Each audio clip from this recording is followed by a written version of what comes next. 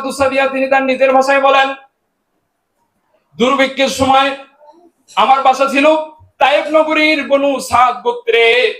আমি হালিমাতুস সাদিয়া আমার বান্ধবীরা সহ সবাই পরামর্শ করলাম মক্কা নগরীতে যাব, দুগ্ধ পালন কিছু শিশু সংগ্রহ করব, নিয়ে আসবো, লালন পালন করব, কিছু টাকা পাওয়া যাবে, হাদিয়া পাওয়া যাবে।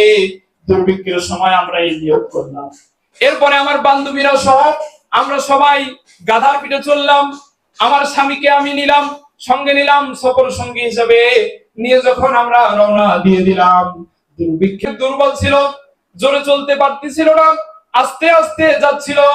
আমি হালিমা দেখতে পেলাম আমার বান্ধবীরা নিমেষের ভিতরেই অনেক দূরে চলে গেল। আমি হালিমা পিছে পড়ে গেলাম, আর সামনের দিকে এগোতে পারলাম না। অনেক ধীর স্থির ভাবে আমার গাধাটি চলতেছিল। যখন আমরা মক্কা নগরীতে পৌঁছে গেলাম, এমন সময় পৌঁছে গেলাম যার পৌঁছে যাওয়ার পূর্বেই আমরা গিয়ে দেখি সব আমার বান্ধবীরা সব ছোট্ট দুধ শিশুদেরকে সংগ্রহ করে ফেলেছি, আর একটা শিশু বাকি নাই। কিন্তু এই দুঃসংবাদ শোনার পরেও একটা খুশির সংবাদ হলো কি, আল্লাহর নবীর দাদা আব্দুল মুত্তালিব এসে বলছেন এতিম একটি শিশু আছে, বাবা জন্মের পূর্বেই মারা গিয়েছে, মা জীবিত আছে, তাকে যদি কেউ চাও নিয়ে যেতে পারো। আমি হালিমার এই কথাটি কানে আসলো, আমি হালিমা শুনলাম, আমার মনটা খুশি হয়ে গেল। স্বামীর সাথে পরামর্শ করলাম, ও আমার স্বামী, আমরা এত দূর থেকে এসেছি দুর্ভিক্ষের সময়, খালি হাতে ফিরে যাওয়ার চেয়ে এই এতিম শিশুকেই নিয়ে যাওয়াই ভালো। স্বামীর পরামর্শ নিয়ে আমি আমিনার ঘরের ভিতরে ঢুকলাম। ঘরের ভিতরে ঢুকে ছোট্ট শিশু করে যখন বললাম কোথায় সে শিশু, এমন সময় আমি আমিনার কোলে ওই ছোট্ট শিশুকে দেখতে পেলাম।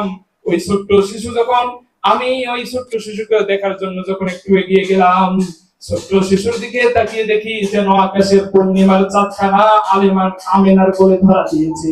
বলেন সুবহানাল্লাহ। আকাশের চাঁদের মতো ফুটফুটা ছোট্ট শিশু ধরা দিয়েছে।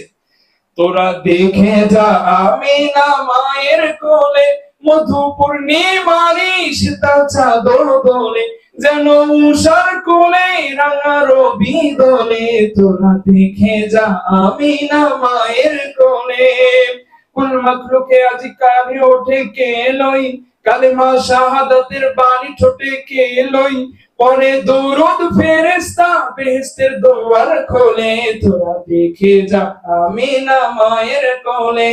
লিল্লাহে তাকবীর। হালিমাতুস সাদিয়া তিনি তার নিজের ভাষায় বলেন, দুর্ভিক্ষের সময় আমার বাসা ছিল তায়েফ নগরীর বনু সাদ